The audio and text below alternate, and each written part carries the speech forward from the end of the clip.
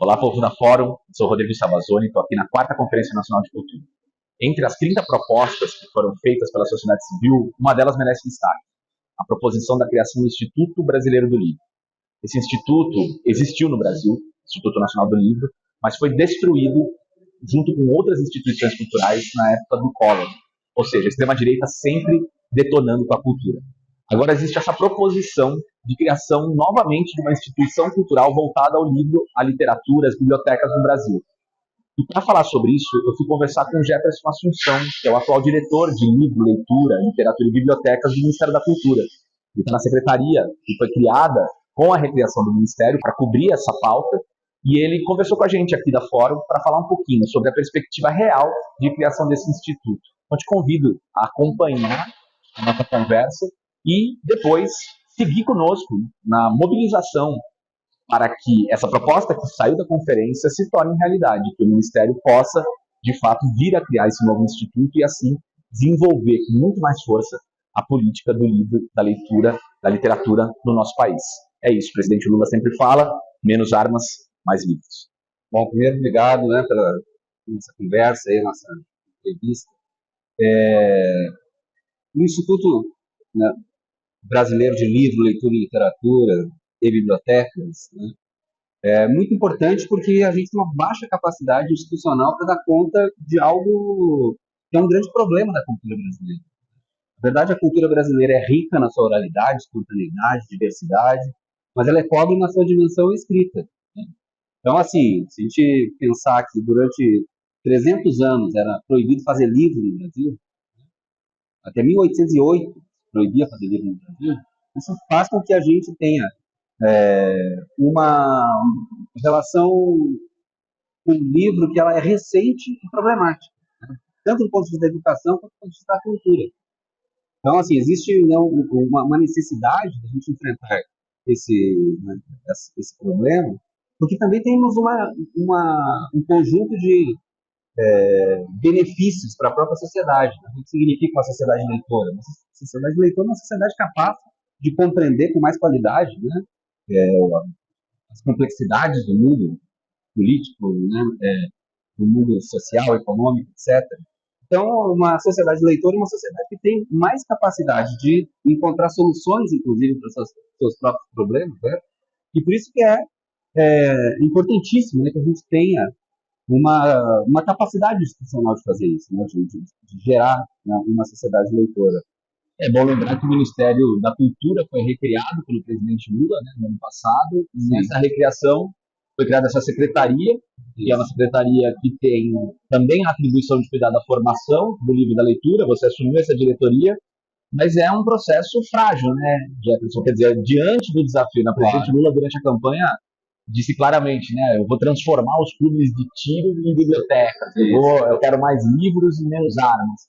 Mas como ele faz isso, Então, acho que essa é a notícia positiva, da criação desse instituto, da possibilidade de criação desse instituto, do pedido, da proposta, proposta da conferência, mas é algo muito importante, O Brasil teve, de 1937 até 1991, o Instituto Nacional do Livro.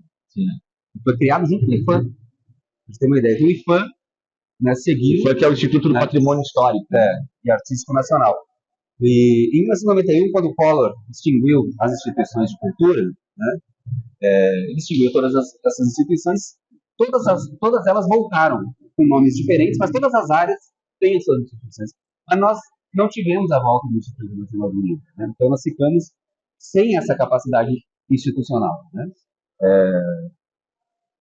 Para ter uma ideia, quando foi extinta a Secretaria do Livro, existia no Ministério da Cultura a Secretaria do Livro e Leitura. E em 2004 foi extinta e virou uma coordenação geral. Ou seja, vai tratar de um tema fundamental da sociedade brasileira, que é o livro, a leitura. E aí nós fomos recompondo essa institucionalidade. A gente criou a primeira diretoria do livro e leitura, e agora, com o novo governo, nós criamos a Secretaria de Formação, Livro e Leitura. Mas a gente precisa exatamente ter, assim como o audiovisual, por exemplo, uma Secretaria do Audiovisual, tem uma Agência Nacional de Cinema, tem um fundo setorial de audiovisual, e os resultados para a sociedade são bastante importantes para a área do audiovisual, Tem a Cinemateca Brasileira, tem o Centro Técnico Audiovisual, né? Não faltam instituições para dar conta de uma política de audiovisual no Brasil. Isso é muito importante para o audiovisual. E a gente precisa também, né, pensar a economia do livro, né? Por exemplo, a economia do livro no Brasil, né? A indústria do livro no Brasil é a maior da América Latina, né?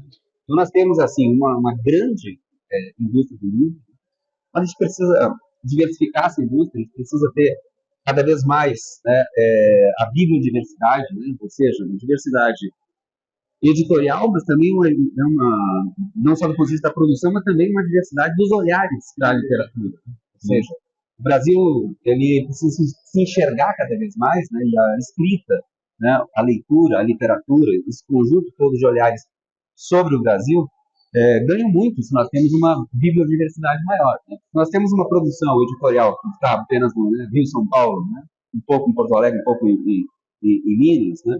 A gente perde essa diversidade toda brasileira. Então, por isso que a gente precisa ter... Você me contava, né, que você tem caminhado aí pelas várias feiras de livros no Brasil inteiro, né? A gente tem um fenômeno crescente também, né, dos clubes de leitura, processos também de formação de escrita que ganharam muita força nos últimos anos, né, Jefferson? E isso tudo precisaria de um trabalho orquestrado, né, mais fortemente. Acho que vocês já estão fazendo isso a partir das condições que tem, mas tendo um instituto, né, podendo ter equipes técnicas, força e presença, isso, sem dúvida, ganharia muito mais força.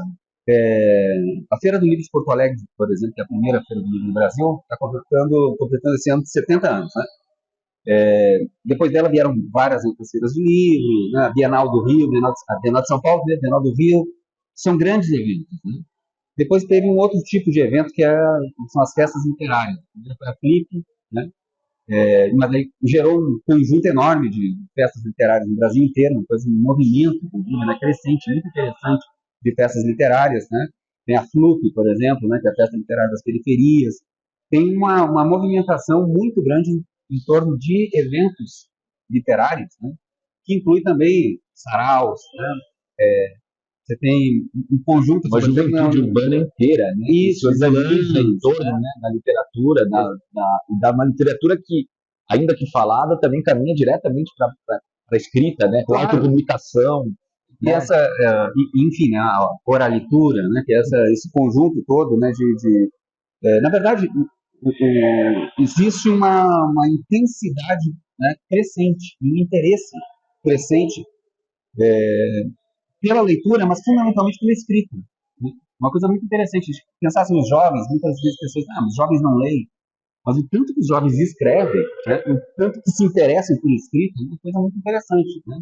Então aí, por exemplo, um fenômeno também novo brasileiro, né, aí, enfim, em outros lugares, mas aqui no Brasil, né, os clubes de leitura, né, as oficinas de escrita, né, de escrita criativa, a oficina de escrita criativa do professor Assis Brasil, por exemplo, é de 1985, formou gerações, né, de professores de escrita criativa em Porto Alegre, e um outro polo também é Pernambuco, né, que o professor Raimundo Carreiro formou um outro conjunto enorme de professores e escritores, né?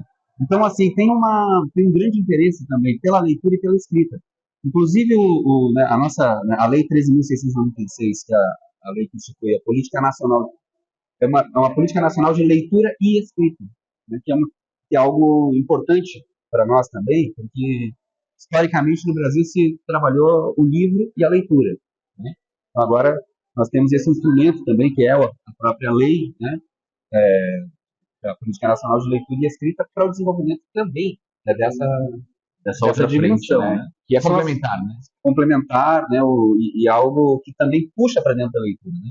Então, cursos de escrita criativa são importantes para a escrita, mas também, e talvez até mais para essa bibliodiversidade, né? Você tem mais gente escrevendo sobre temas diferentes e, obviamente, se aproximando também, claro, de interesses das pessoas. Agora, eu queria comentar uma coisa contigo. Eu conversava com o Renato Fovai, editor da revista Fórum, e o Renato me falava, bom, Salva, você não acha que tem aí uma questão também em relação à cultura digital, quer dizer, todo esse universo que hoje, da transformação também da leitura em função das plataformas digitais, né, de outros suportes, e eu sei que isso é um tema caro para você, né, é um tema que o Ministério tem buscado ainda se aproximar dele, e eu queria que você falasse um pouquinho, porque eu acho que eu entendo que o Instituto Brasileiro do Livro deveria também trabalhar essa dimensão e poderia trabalhar muito melhor, né, em função de ter institucionalidades. Porque a gente sabe que é um tema difícil, né? Às vezes você querer fazer é uma coisa, né? Claro, conseguir fazer, chegar em todos os temas que envolvem o universo de uma política é mais complexo. Então, eu queria que você comentasse Bom, é uma proposta, né? Uma Claro, proposta isso, que foi elencada entre as 30 propostas da Conferência Nacional de Cultura, que é uma coisa muito importante, né? Agora, em relação à cultura digital, né, eu costumo dizer que é o seguinte: uma tábua de argila, né, suméria, ela é um suporte de leitura. Todos os outros suportes, né, que vão tudo, casca de tartaruga, né, pele, né, pergaminho, etc., né, o códice, né, o livro, e um tablet ou um celular, entendeu? São suportes de leitura. A nossa relação com esses suportes, ela pode ser uma relação funcional, utilitária, ou uma relação cultural, que é o que a gente chama a dimensão cultural da leitura. Isso tem a ver com cultura digital. Por quê?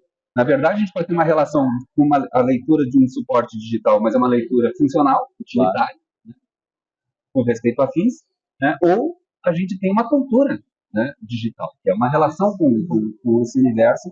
Então, é algo que, na verdade, é o F5 da história da leitura. Né? Claro, a cultura digital tem exatamente, ela faz parte dessa longa história da leitura. Então, não faz sentido, inclusive, a gente pensar hoje em dia, né, a leitura apenas do ponto de vista dos livros, né, que é uma coisa, obviamente, fundamental. Hoje nós estamos vivendo um momento muito importante, porque é o último momento em que a geração que foi criada no mundo dos livros, né, se encontra com a primeira geração já totalmente nativa digital. É o último momento. A próxima geração já não vai ter mais que foi criado no mundo. Nem a memória, né? Então nós temos uma coisa muito importante, um compromisso até geracional, de passar um tipo de leitura que a gente chama, inclusive a professora Eliana Yunes, ela trabalha com o conceito de leitura. Você tem uma leitura solitária e a leitura solidária. A leitura solidária é uma leitura que existe antes, inclusive, da escrita, né? Ao redor do fogo, aquela leitura circular, aquela leitura que é compartilhada, por exemplo, isso aqui não pode comer, é um veneno, isso aqui é uma fruta, te alimenta, e uma leitura do mundo, né? Que é uma leitura coletiva, uma leitura circular, né? E solidária. Essa leitura, com o tempo, né, ela vai convivendo com uma leitura solitária. Na verdade, é um período curto da história da leitura, né? A leitura solitária, a leitura dos livros, enfim, a partir principalmente da invenção da imprensa.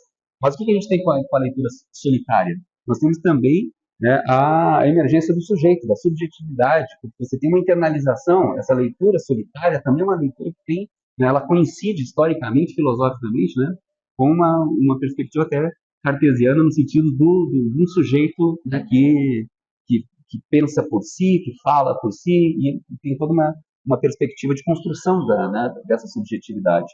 Então, essa leitura solitária ela é muito importante também. Né? Claro. E ela tem, e é por essa leitura, esse universo dos livros, por exemplo, o livro é o lugar dos longos encadeamentos lógicos e estéticos. Né? Tem crime e castigo, um longo encadeamento, um longo estético, né? De pegar uma crítica da razão pura, é um longo encadeamento. O homem sem qualidades. O homem sem qualidades, que aliás tem mil páginas e é um romance inacabado. Exatamente. Né? Guerra e Paz, né? Cai nos longos encadeamentos estéticos. Mas o que acontece com esses longos encadeamentos lógicos e estéticos é que estabelece uma cultura de uma leitura atenta, né? Concentrada, e com esse tipo de organização de um longo caminho, digamos, né? Claro. Com a leitura, com a cultura digital, eu acho que o grande desafio é exatamente sair de uma perspectiva instrumental da leitura enfim, do digital, né? Essa perspectiva instrumental, para uma cultura da leitura no ambiente digital. O que significa? Como a cultura da escrita, né, também. E a escrita, claro. São muito grandes também. Métodos das escritas possíveis, né? Com as novas tecnologias, acontece que essa leitura solidária, ela voltou. Tá? Então, nós temos uma leitura solidária, né, que é super importante, as pessoas se informarem e tal, mas também se desinformarem, entendeu? Então, porque você precisa conectar o mundo da leitura solitária com a leitura solidária, senão você não instrumentaliza e não capacita essa leitura, né, no mundo digital. Isso é uma questão fundamental hoje. E é muito interessante, né? Porque olhando para essa perspectiva e a gente pensando que hoje é uma crise, né, importantíssima da democracia, que é a crise da capacidade de leitura. É óbvio. Né? Quer dizer, mexer com isso, quer dizer, quando o presidente falou mais livros e menos armas, ele não está dizendo só mais livros por conta de um suporte à distribuição, né? Nós estamos falando de um ato ativo de leitura, como você dizia, e ainda mais importante, então, você ter instituições capazes de dar conta da importância e da centralidade dessa política, né? Claro, e né, é isso, assim, o Brasil, né, o Milor Fernandes dizia que o Brasil tem um longo passado pela frente, né? Nós temos um longo passado pela frente, que foi todo esse período em que a gente, né, a proibição de se fazer livros no Brasil. Na verdade, se a gente pensar um pouco mais radicalmente, é só no século XX que nós temos, né, uma indústria do livro, né, que nós temos de fato algo que né, vai alimentar, né, as escolas públicas, né? Com aí o período ali do Getúlio Vargas, né? Exato. Então, no momento em que a gente tem, por exemplo, a fundação das primeiras universidades no Brasil. Claro. E uma outra coisa que é muito importante nisso também é que, diferentemente, por exemplo, dos países da Europa, né, que você passa da oralidade, né, para o livro, para a cultura escrita, né, para a indústria do livro, o livro como instrumento, né, passa disso, né, para o rádio, e do rádio para a televisão, e da televisão para o mundo digital, né? No Brasil, não. No Brasil, a relação que nós temos com o mundo digital, como não se estabeleceu a relação com o livro, a gente já passa direto, é como se a gente tivesse, entendeu, uma pré-modernidade para pós-modernidade sem modernidade. Então, isso é algo importante, porque né, isso faz com que a gente tenha uma necessidade de organizar, né, uma complexidade desse mundo da leitura. Acho que esse é um grande desafio que nós temos hoje. Porque, assim, né, o Renato Giannini Ribeiro tem uma frase que é muito boa. No mundo multimeio, um meio imprescindível, né, que não pode ser esquecido, é o mundo do livro. Entendeu? Claro. Esse meio do... Então, assim, a gente não pode achar, entendeu, que é uma coisa ou outra, né? Assim como as convergências no mundo digital, né, acontecem, também tem essa convergência necessária entre a leitura solitária e a leitura solidária, o analógico e o digital. Fantástico. Para isso a gente tem que ter essa capacidade de fazer política pública que chegue até as pessoas, que qualifique, inclusive, a própria ideia de leitura, né, que eu acho que é algo fundamental. Às vezes, por exemplo, as escolas têm medo do digital. Né? Você tem assim não sabe o que fazer com isso. Né?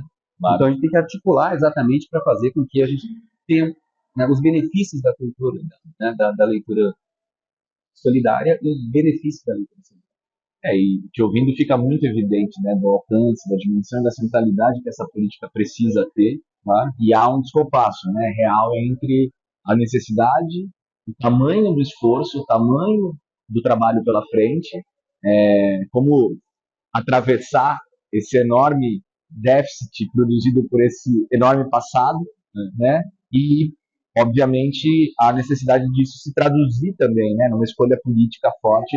E daí a importância, né, de a gente destacar, pensar, né, dessas 30 propostas que surgiram da sociedade civil para o Ministério, no sentido de construção de políticas públicas que vão balizar, inclusive, né, o desenho do Plano Nacional de Cultura, a importância da criação desse Instituto Brasileiro do Livro. Lembrando, acho que vale a pena registrar, né, aproveitar que a gente está fazendo essa conversa, Jeff, que né, o ano passado vocês conseguiram uma aprovação de algo muito importante, que foi a inclusão das bibliotecas nessa política de renovação de acervos, né, que vem pela aquisição dos livros que o Ministério da Educação faz, né?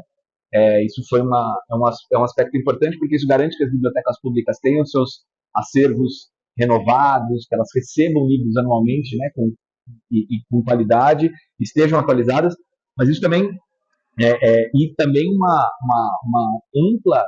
um amplo crescimento dessa rede, porque você me contava há uma perspectiva, né, dos novos projetos do Minha Casa Minha Vida também virem acompanhados de bibliotecas. Quer dizer, nós temos mais biblioteca. E eu estava conversando com o Renato também hoje, dizia uma coisa para ele que é o seguinte: a biblioteca, entendida especificamente como um espaço que é um repositório de livros, que muita gente ainda enxerga dessa maneira, ela até pode soar um pouco inútil num contexto de digitalização.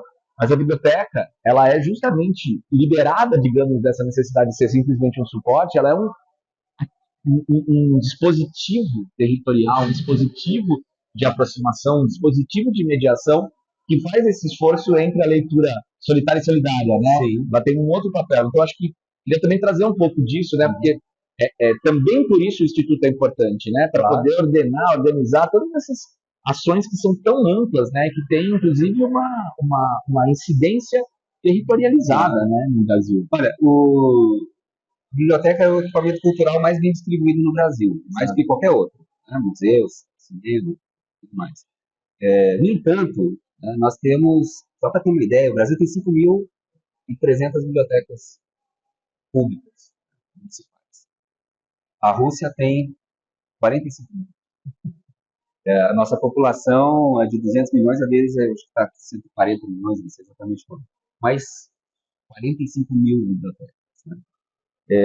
Essa é uma coisa. Do ponto de vista quantitativo, nós temos um grande desafio, né? Criar mais bibliotecas. Nós fizemos, no governo passado, 1.170 bibliotecas, zeramos o número de municípios brasileiros sem bibliotecas.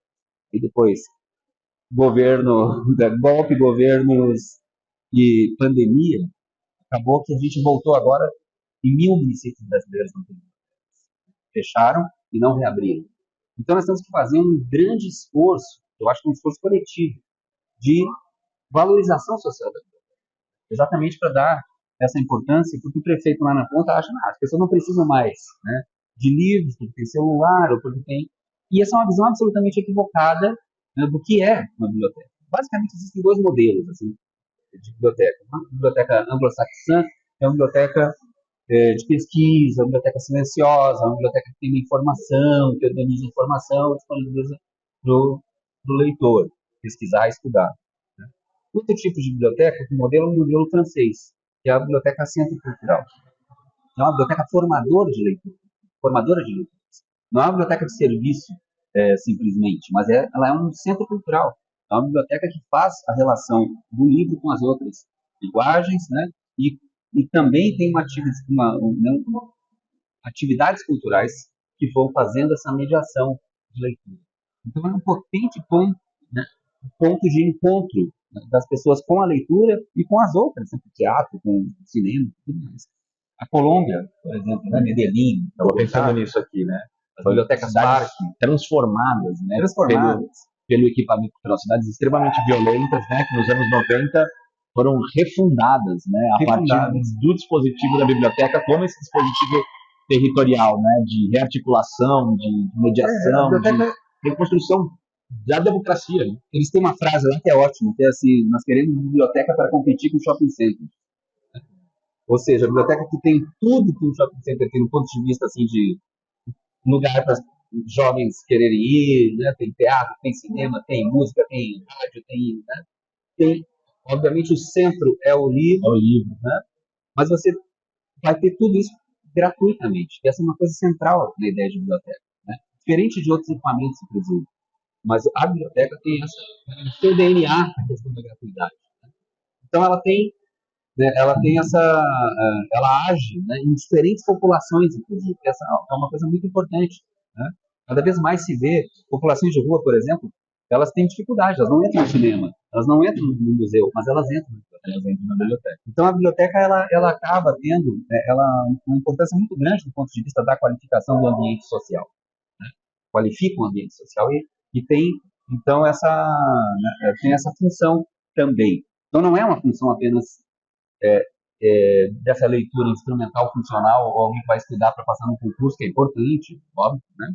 Mas não é só isso. Né? Ela é importante não do ponto de vista apenas da informação. Então é equivocado a pessoa pensar, entendeu, que as pessoas agora têm informação em outros suportes, mas não se trata disso. A biblioteca, né, ela bem entendida, né, como a gente chama, a biblioteca viva, né? A biblioteca viva é uma biblioteca que tem essa capacidade de gerar um ambiente, né, de leitura e um ambiente favorável à escrita também, né? Hoje as bibliotecas elas têm isso, né? Claro, elas não são só um lugar em que tu vai ter acesso à informação. Não se trata de acesso, mas é também essa perspectiva de uma produção, né, simbólica. E nesse sentido tem algo bastante importante. Nós acabamos de fazer um edital selecionando 300 pontos de leitura. Os pontos de leitura são as bibliotecas comunitárias. As bibliotecas comunitárias são aquelas que ficam dentro das comunidades e são ações de base comunitária, né, na área da leitura. E são maravilhosas. Elas têm exatamente essa característica, né, de ser de se relacionar com esses territórios que mais necessitam, inclusive, né? Então, os pontos de leitura, assim como os pontos de cultura que valorizam, né, essa malha de baixo para cima, exatamente, né, da vida viva, né, da cultura viva. Exatamente, é o reconhecimento nosso, né, em relação a essas atividades e passar o recurso que vai fazer com que isso tenha, né, uma qualidade maior, inclusive, desse tipo de trabalho. Então, os pontos de leitura, né, a formação de uma rede, isso é algo que é muito importante. Existem muitas bibliotecas né, que cumprem, às vezes, um papel, inclusive, de creche, né, de biblioteca comunitária. Pessoas que, olha, uma mãe, muitas vezes, eu não tenho onde deixar meu filho, deixar na biblioteca comunitária. Então, veja, entende? A gente precisa entender, né, a qualidade desse equipamento, né, e valorizar. Né? A valorização social disso é fundamental. A sociedade precisa entender a biblioteca nesse elemento, né, de qualificação do ambiente social. Se falar na economia, a biblioteca é um elemento de desenvolvimento econômico, entendeu? Porque o acesso, né, à biblioteca, a sociologia da leitura já mostrou estudos, inclusive quantitativos, assim, não são estudos qualitativos, né? Europa continental, não, eles mais que vão mostrando exatamente, né, que a exposição a um ambiente que tem livros, né, é o único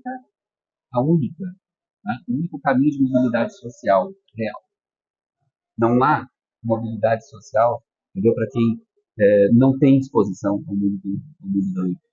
E tem, assim, isso é algo muito importante. Se pegar meninos que são criados num ambiente que não tem livros, seja a casa ou o bairro onde mora, né, a capacidade dele realmente ter uma mobilidade é muito baixa.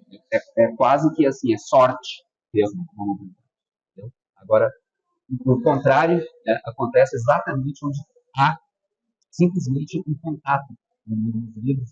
A possibilidade de você ter, né, um desenvolvimento econômico também, entendeu? Não só social e também de emprego, etc. Então, é importante que a gente entenda essa... Te ouvindo, eu fico pensando, né, nessa era de inteligência artificial, a gente precisa cuidar muito bem da inteligência orgânica, né, do povo brasileiro. Bom, queria te agradecer. Acho que a ideia da nossa conversa hoje era para a gente tratar um pouco dessa proposta, né, deixar também esse recado da importância do porquê da criação, né, desse instituto. A gente sabe que ainda é só uma proposta vinda da Conferência Nacional de Cultura, mas acho que se a gente está aqui, né, todos nós que estamos lutando pela democracia, lutando pela reconstrução do Brasil, a gente se engajar, né, agora já que tem essa proposta, para que isso aconteça e que a gente possa, aí, nos próximos tempos, ter a notícia excelente da criação do Instituto Brasileiro do Livro. Mais livros, né? Menos armas, né? Como é que a gente faz? Né? A gente precisa exatamente ter os instrumentos para, né, chegar com mais qualidade, né, nos territórios, nos distintos territórios, né, desse paísão. Legal, Jeff. Obrigadão, viu? Valeu, meu. Valeu. É isso, gente. Encerrando aqui. E fica aí o convite para todo mundo se unir a esse esforço de agora cobrar de quem precisa ser cobrado, que a gente tenha a criação do Instituto Brasileiro do Livro em breve no Brasil.